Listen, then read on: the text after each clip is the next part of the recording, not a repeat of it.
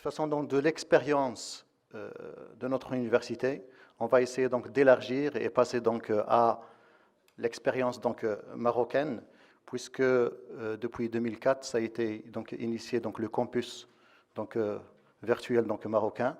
Et je donne la parole tout de suite à notre professeur Abdel Abdelfadel Bennani, j'allais dire Abdelfadel Bennani, donc pour nous parler un petit peu donc, du numérique dans l'université donc, marocaine à travers son expérience, le CVM et le OMET. À vous la parole, monsieur.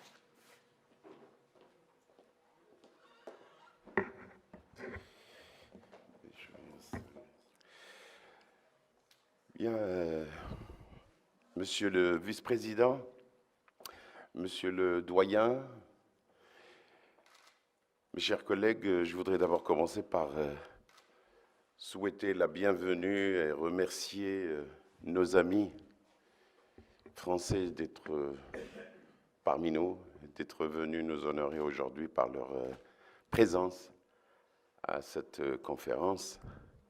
Je voudrais bien sûr citer mon ami Gilbert Touzeau, mon ami Patrick Demogin, président actuel d'IOMED, Madame Touzeau, Madame Anne Boignet qui est sortie, mon ami Didier Noterman de l'INSA de Lyon.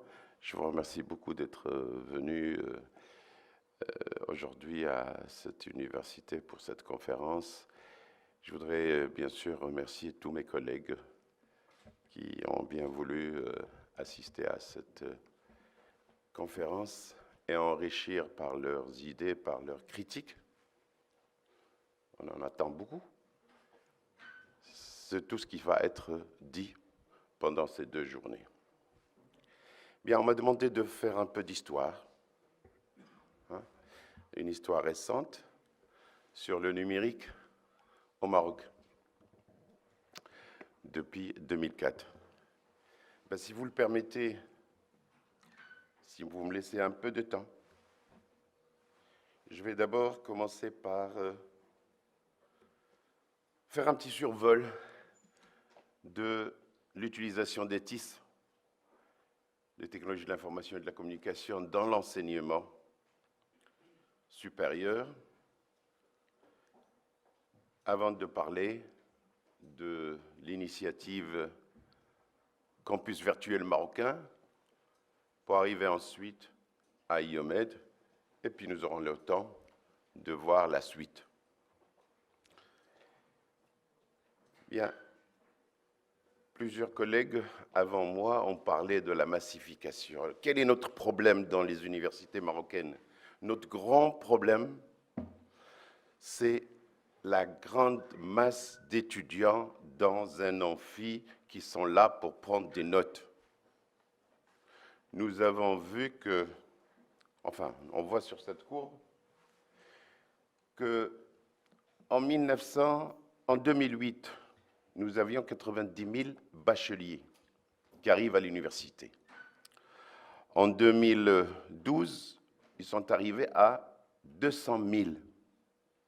Ça, c'est les bacheliers qui ont besoin d'une place à l'université.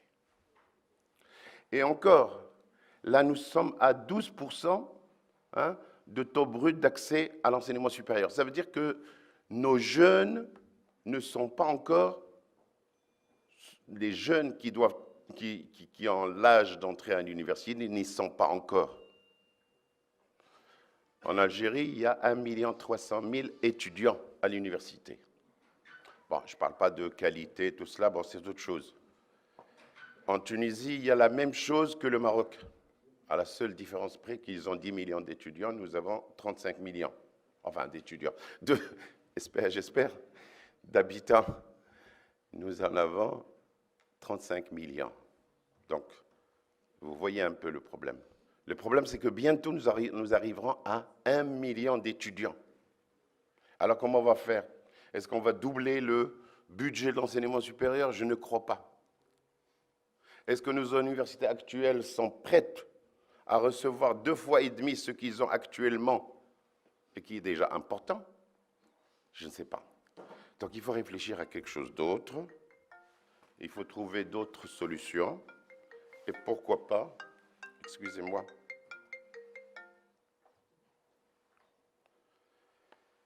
il faut trouver d'autres solutions, et pourquoi pas l'usage. Je vais essayer d'aller un peu vite sur mes transparents pour arriver à l'essentiel. Et pourquoi pas l'usage des technologies de l'information et de la communication comme tout le monde. La question qui se pose, c'est comment réduire l'effet de la massification et améliorer la qualité d'apprentissage. J'aime bien ce transparent ici qui dit « We teach, but do they learn ?» On enseigne, mais est-ce qu'ils apprennent quelque chose? Dans les amphis de 600 étudiants, juste là pour prendre des notes, est-ce qu'ils apprennent quelque chose? Bon. Alors évidemment, cette masse d'étudiants influe sur la qualité de l'enseignement, qui influe sur le taux de réussite et qui augmente la massification. Bien.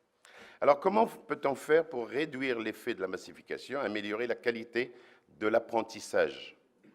Comment rendre le présentiel, parce qu'on en a besoin, on ne peut pas faire autrement, le présentiel est nécessaire, moins transmissif et plus attractif?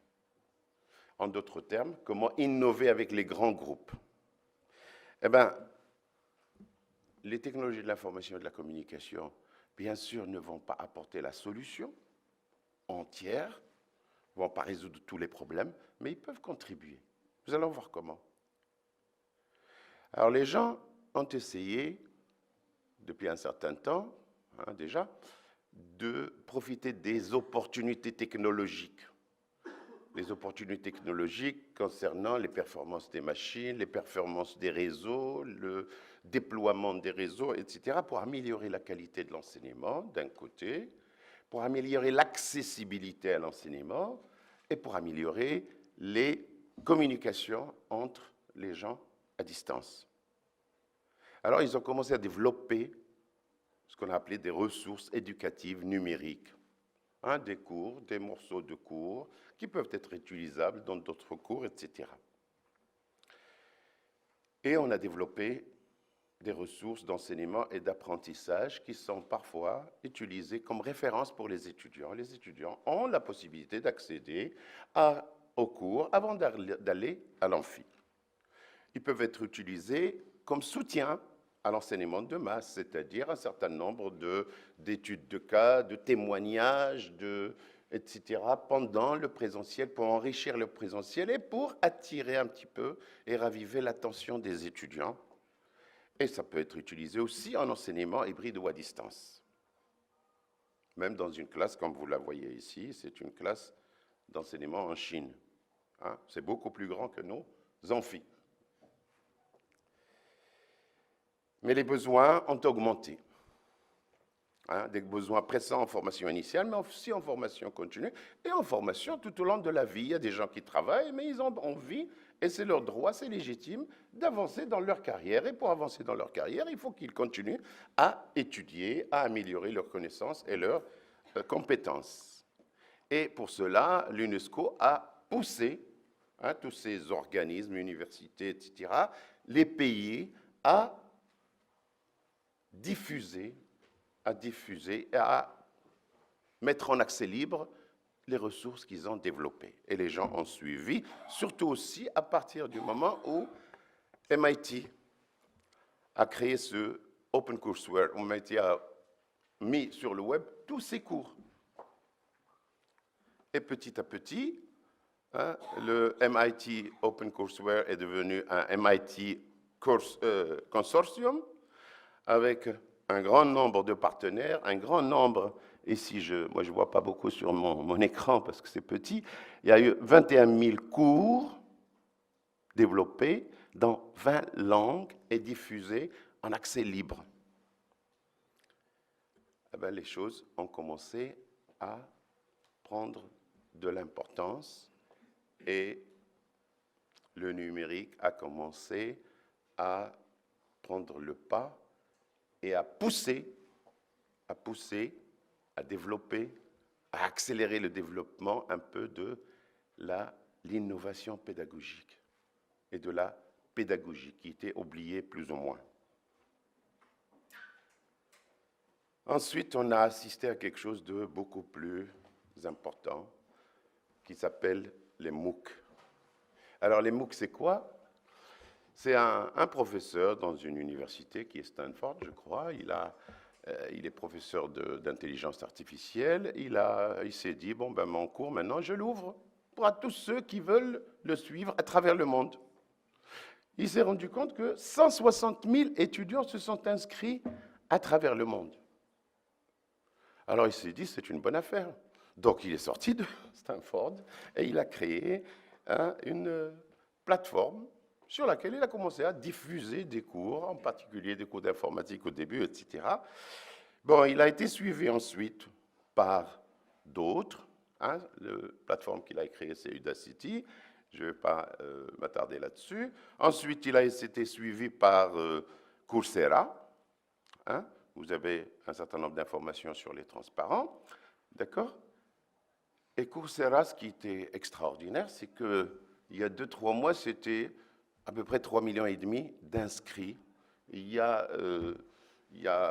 peut-être un mois, c'était 5,5 millions. Et hier, je regardais, j'étais 7,5 millions d'inscrits, d'étudiants qui suivent les cours de Coursera.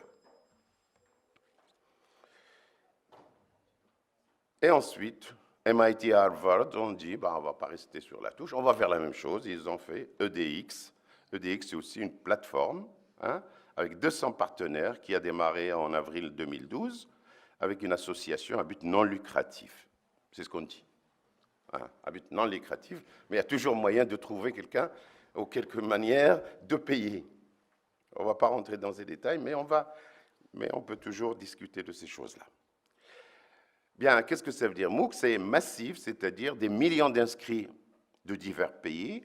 Open, ça veut dire quiconque dans le monde peut s'y inscrire sans condition au cours ouvert, de MIT, de Stanford, de Princeton, etc., et d'autres universités de renom par le monde. Online, ça peut être l'enseignement et les évaluations ont eu lieu sur Internet, pour un certain nombre de cours. Et donc, on a eu ce phénomène de MOOC où tout le monde parle des MOOC et tout le monde veut faire des MOOC. Et puis, petit à petit, les gens commençaient à se dire, parce que, par exemple, Madame Daphne Koller, qui a créé Coursera, elle s'est dit, ça y est, ça c'est ce qu'il faut pour l'enseignement tout au long de la vie. Et puis les gens commençaient à voir que le taux d'abandon était énorme. D'ailleurs, selon la BBC, il y aurait eu davantage d'inscriptions au MOOC d'Harvard en un an qu'à l'université pendant 377 ans de son existence. Mais est-ce que ces gens-là continuent à assister?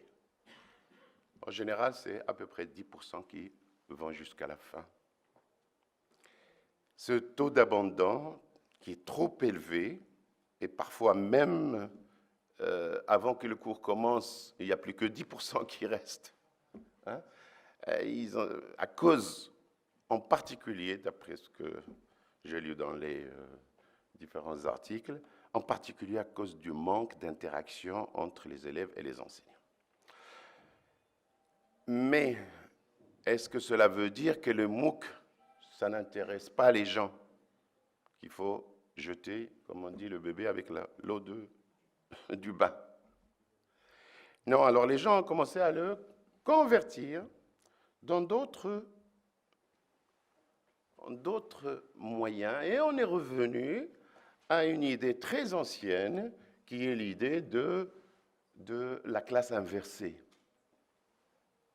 ou la pédagogie inversée, où on demande aux étudiants, et ça je trouve c'est ça le plus intéressant, et c'est ce qui peut être appliqué chez nous. Je me rappelle, il y a 2 ans, j'étais avec notre ministre à Addis Abeba sur le Education et Learning en Afrique. Il m'a dit comment je peux faire des économies. Mais c'est vrai. C'est-à-dire il ne faut pas que le numérique devienne une charge de plus sur un pays. Il faut qu'il réduise la charge, si c'est possible, en améliorant, bien sûr, en passant la qualité de l'enseignement et bien sûr toutes ces choses-là. C'est vrai, il m'a posé une question qui était... Bon, j'ai réfléchi un peu, je lui dis, voilà, écoutez, si on a un amphi, un cours de 60 heures, ce qu'on pourrait faire, c'est faire, pour démarrer, 30 heures comme on fait d'habitude. C'est-à-dire, on ne fait rien. Et pendant les 30 heures qui restent, on va préparer les cours, sous forme de ressources numériques, les diffuser aux étudiants, leur demander de travailler leurs cours, et on vient pendant 15 heures, c'est-à-dire la moitié des 30 heures qui restent du cours, 15 heures répondre à leurs questions. On n'a pas besoin de revenir sur des choses évidentes que l'étudiant peut voir et comprendre tout seul. On peut venir répondre aux questions des étudiants, aborder les questions délicates, etc. C'est exactement ce qu'on appelle le SPOC, Small Private Online Courses. C'est-à-dire qu'on va utiliser ces MOOC en classe normale, mais en demandant aux étudiants de regarder les MOOC, de regarder le cours, de le visionner, et c'est plus intéressant que de lire, enfin c'est plus intéressant, certains regardent plus facilement une vidéo que lire un bouquin. D'accord? De regarder ça, de noter les questions difficiles, les questions qu'ils n'ont pas comprises, de les envoyer éventuellement par courrier électronique au prof, et le prof vient juste prend le temps de son cours, ou le temps, la moitié comme j'avais proposé, c'est-à-dire qu'on ferait juste la moitié de la moitié, et on gagne 25%, on en fait 25% en encadrant, en professeur, etc. Et on fait mieux. On fait mieux, on apprend petit à petit aux étudiants à apprendre tout seuls. Parce qu'un jour, quand ils vont commencer à travailler, ils seront obligés d'apprendre tout seuls pour avancer. Bien, et donc, le prof peut voir un peu, répondre aux questions des étudiants, à évaluer ce qu'ils ont compris, à réaliser des activités, réaliser des évaluations, et ainsi de suite. Et le cours présentiel, en fait, devient un peu plus actif, un peu plus attrayant. Voilà, bon, il y a d'autres moyens, d'autres méthodes d'organisation, un peu d'enseignement qu'on appelle Technology Enhanced Active Learning, etc. Je ne veux pas entrer dans tous ces détails, sinon j'occupe toute la matinée. Bien. Donc j'avance un peu pour dire, alors nous, qu'est-ce que nous avons fait dans tout cela? Alors en 2004, comme cela a été dit, ça fait 10 ans, un ministre m'avait demandé de lancer quelque chose dans ce domaine. C'était quelque chose qui démarre. Et on a pensé à lancer ce qu'on a appelé le campus virtuel marocain. Alors, le campus virtuel marocain, c'était quoi? C'était un consortium de toutes les universités. C'était un projet de la conférence des présidents d'université que je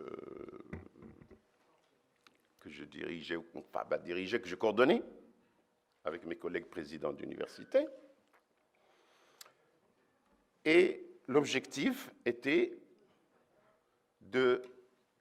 d'encourager et de soutenir les universités pour s'approprier ce nouveau mode d'enseignement.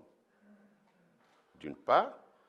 D'autre part, d'ancrer, j'ai repris des transparents de 2004, d'ancrer la culture de la concertation, du partage et de la mutualisation des contenus, des expériences et des pratiques pédagogiques. Et c'est ainsi qu'on a commencé par d'abord mettre en place dans toutes les universités marocaines ce que nous avons appelé des centres de ressources universitaires. Je ne sais pas s'il existe toujours ici. Il évolue, heureusement. Il évolue. Donc, c'est quoi ce centre? C'est-à-dire une structure qui soutient tous les enseignants qui ont envie de faire de leurs cours des ressources numériques ou des contenus numériques à utiliser de différentes manières. Hein? Et d'avoir du matériel, des logiciels, des techniciens qu'il faut, etc., sur place pour que le prof qui veut se lancer dans ce domaine puisse avoir un certain nombre de ressources matérielles et humaines. Et puis pour réconforter tout cela, on a lancé un appel à projet à toutes les universités pour développer un projet pilote.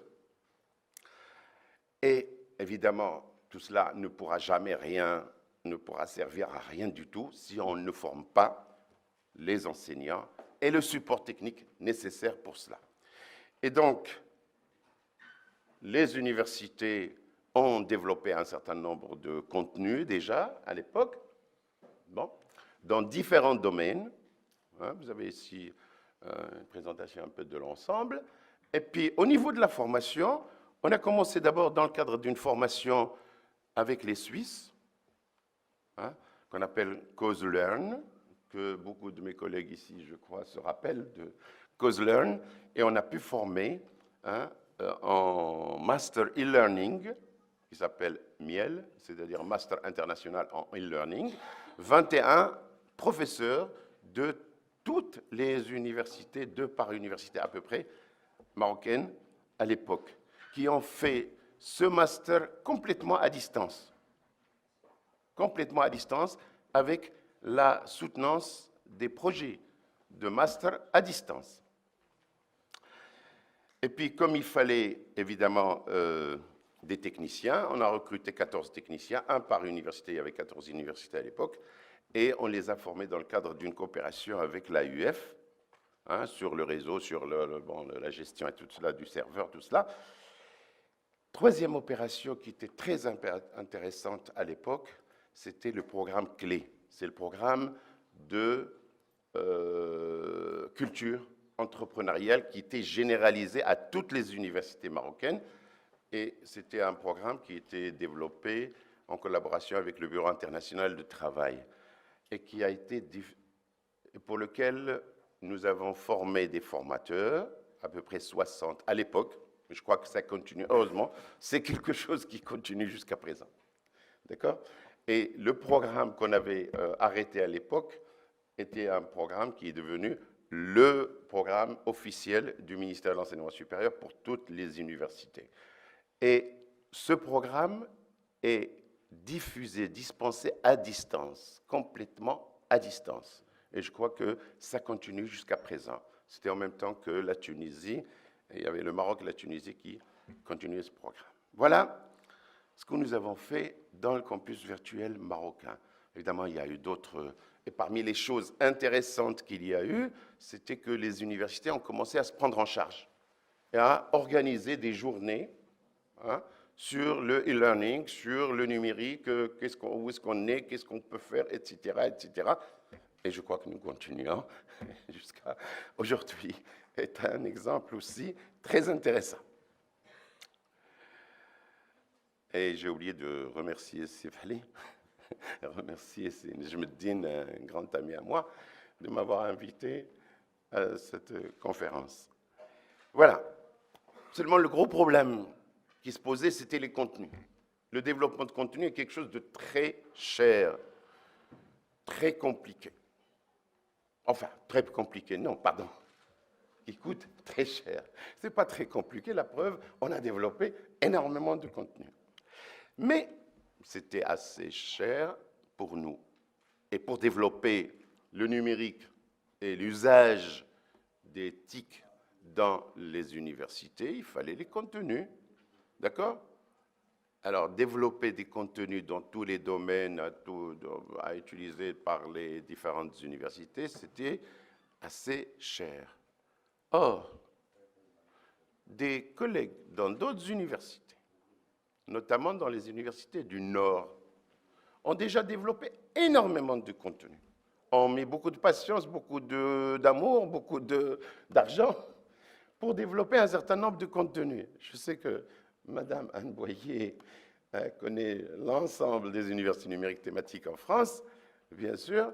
Monsieur Douzeau connaît bien sûr tout ce qui a été développé par l'Université numérique ingénierie et technologie.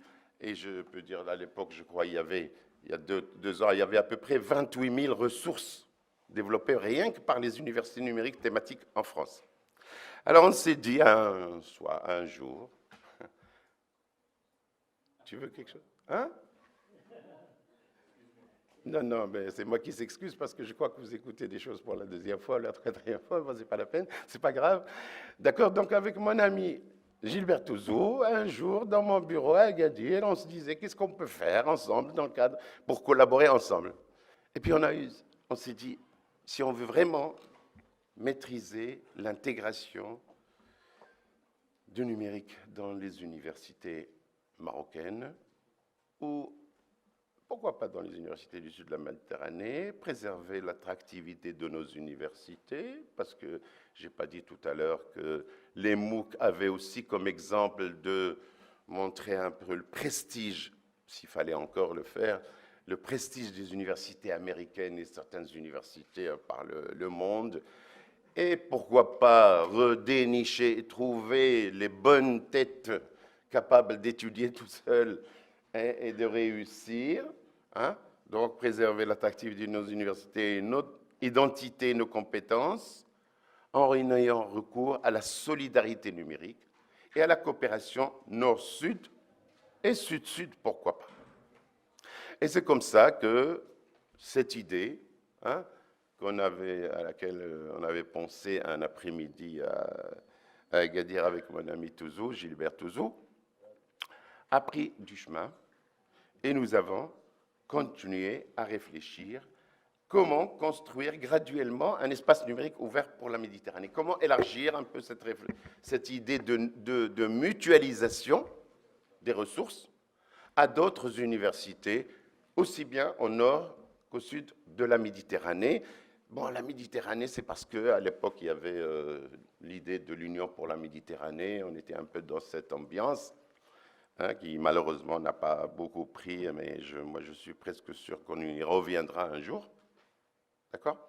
Donc une structure d'animation, de coordination, d'action, de coopération entre les membres, entre les différentes universités méditerranéennes. Alors, donc l'objectif, c'était quoi? C'était bien sûr, toujours, notre idée était de promouvoir l'usage du numérique dans les universités, dans nos universités, mais aussi de favoriser des relations de coopération, mais des relations de coopération pérennes. J'en ai vu des projets Tempus, j'en ai vu des projets AUF, j'en ai vu des projets je ne sais quoi, mais tous ces projets, une fois que la durée de financement est terminée, on ne se connaît plus. Hein? On a développé des amitiés et des collaborations avec beaucoup de gens dans le monde, mais durant les 3 années de financement en général. Après les 3 années, c'est fini, on ne se connaît plus. On n'avance plus. D'accord? Pourquoi? Parce qu'il n'y a pas un cadre qui nous réunit toujours, qu'il y ait ou qu'il n'y ait pas de financement. Et ça, pour moi, c'est quelque chose de très important. Il suit promouvoir la réalisation et la collaborative de formations ouvertes à distance, partagées, et renforcer, pourquoi pas, la visibilité des cultures et du patrimoine culturel, pourquoi pas. Et tout cela est basé sur 2 idées essentielles, mutualisant ce que nous avons entre nous. Essayons de promouvoir son usage, parce que si il y a des choses et qu'on mutualise des choses et qu'on ne l'utilise pas, ça ne sert à rien. Et une fois qu'on a mutualisé, qu'on a utilisé ce qu'on a mutualisé, qu'on a appris ensemble à l'utiliser, on va commencer à développer ce qui reste, ce qui manque. Et évidemment, tout ça peut être accompagné de recherche, développement, innovation, dans le respect de la diversité culturelle et linguistique. Pour cela, nous avons créé un certain nombre de structures originales mais horizontales, qui sont les communautés thématiques, et on a créé un certain nombre de communautés thématiques dans différents domaines. Vous voyez, la deuxième communauté thématique, c'était les TP, on vient d'en parler il y a un instant. On a fait quelque chose, et je crois que notre ami qui vient de présenter le laboratoire à distance dans le projet Campus a commencé par un stage dans le cadre de cette communauté thématique TP avec M. Noterman. D'accord? Et puis d'autres communautés thématiques qui ont fait des choses, qui ont développé un certain nombre de projets. On s'est dit aussi qu'il est indispensable de pouvoir diffuser, animer, faire ce travail dans chacun des pays, parce que c'est quand même un pays. Tu veux que j'arrête? D'accord, mais on ne m'a rien dit. On ne m'a rien dit. Donc, par des centres opérationnels, un qu'on a réalisé à Rabat, un en Tunisie, et j'espère qu'on va continuer par d'autres. On a fait un certain nombre de formations, de stages dans différents domaines, de formations sur sur le développement de contenu numérique, sur la diffusion de contenu numérique. Nous avons également un projet très intéressant de création de bases de références et de contenu au Maroc et en Tunisie, que l'on couple avec des bases de données du NID justement et de l'université, Télé-Université de Montréal, d'accord, pour moissonnage, pour usage, etc. Et puis on a lancé un certain nombre un colloque dernièrement à Hammamet et la conférence générale. Et puis on a lancé 2 appels à projets, un en 2012 et un en 2013, dans lequel ont participé plusieurs universités, aussi bien du Nord que du Sud. Par exemple, si je vois le TP ou création de TP virtuelle, vous voyez qu'il y a plusieurs universités, l'Université de Fès, le Sultan Moulay Slimane, l'ENS de Mauritanie, l'Université de Tlemcen en Algérie, l'UVT en Tunisie, le Quds Open University en Palestine et l'Université libanaise au Liban. Donc, vous voyez l'esprit un peu IOMET, c'est-à-dire nous apprenons à travailler ensemble sur un certain nombre de sujets, mais ensemble avec des gens du Nord et du Sud. 2013, ça c'est les projets que nous avons financés. 2013 aussi, nous avons financé 5 projets dans différents domaines. Alors, à titre de conclusion, je termine. Gilbert connaît ça depuis 10 ans, donc ça l'ennuie. Oui, non, mais vas-y. Bon, écoutez, moi j'ai fait ça pour développer l'éthique dans nos universités, et depuis 10 ans. J'espère qu'on est arrivé à quelque chose. Demain, aujourd'hui, dans les débats, on va essayer de faire le point et d'évaluer un peu les choses. Et ça, c'est le plus important. Mais on avait évidemment des problèmes budgétaires, des problèmes d'environnement, parce que travailler dans un environnement international, ce n'est pas évident, hein, entre différents pays de différentes cultures. Mais le gros problème, c'est l'adhésion des enseignants. Si on n'a pas l'adhésion des enseignants, on va pouvoir rien faire. Alors, qu'est-ce qu'on peut faire? Beaucoup de choses. On peut faire beaucoup de choses.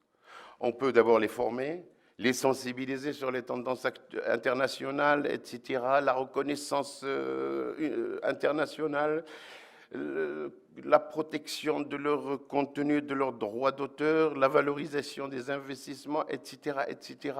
Mais si nous n'avons pas une vision nationale, nous ne pouvons non plus rien faire.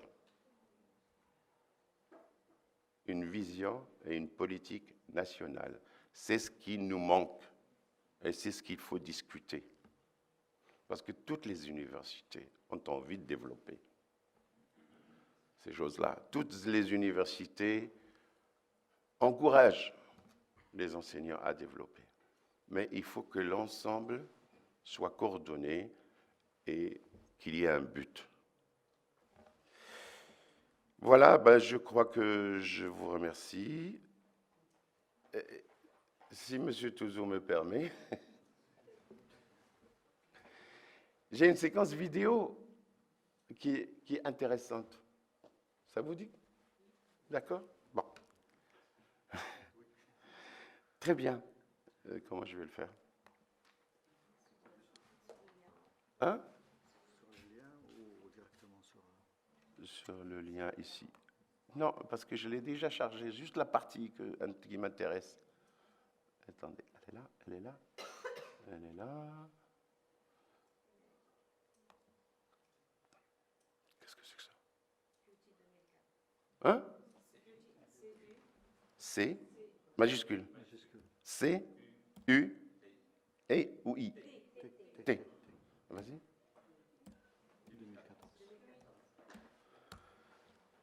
Je ne sais pas. Non, ça ne marche pas. Bon, c'est juste une vidéo d'information du lundi dernier d'une enquête réalisée par un site de recrutement au Maroc auprès de 50 000 personnes. 72% des jeunes, évidemment, reconnaissent que l'information est importante pour leur carrière. Mais 89% sont prêts à se former par Internet. Il faut que l'on sache ça dans nos universités. Savoir que les jeunes veulent se former par Internet, il n'y a aucun problème. D'accord? Et qu'il faut qu'on s'adapte à cette nouvelle génération qu'on appelle digital native. Si vous arrivez, moi j'avais pris juste... Ah, ça va? Ça c'est lundi dernier dans les informations de 2M. J'espère pouvoir le prendre ici. Hop. Attendez, non. Non.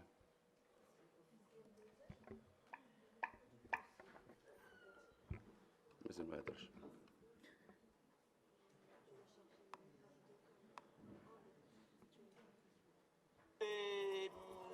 Voilà, ça on s'en fout. De la RAM. En dehors de l'Afrique, c'est fait. Des contacts avec des groupes de passagers particuliers, comme les communautés religieuses, des confréries religieuses. Ça aussi, c'est fait. Plus grande plateforme portuaire de la...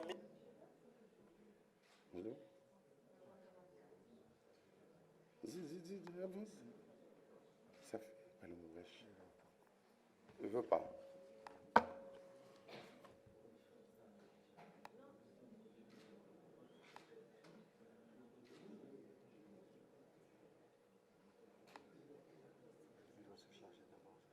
Ouais. Bon, je ne vais pas m'attarder beaucoup plus que cela, mais je vous ai annoncé le résultat. C'est ce qu'il annonce dans EcoNews, et je crois que c'est important qu'on le sache. Merci beaucoup. Je suis désolé si j'ai pris beaucoup de temps.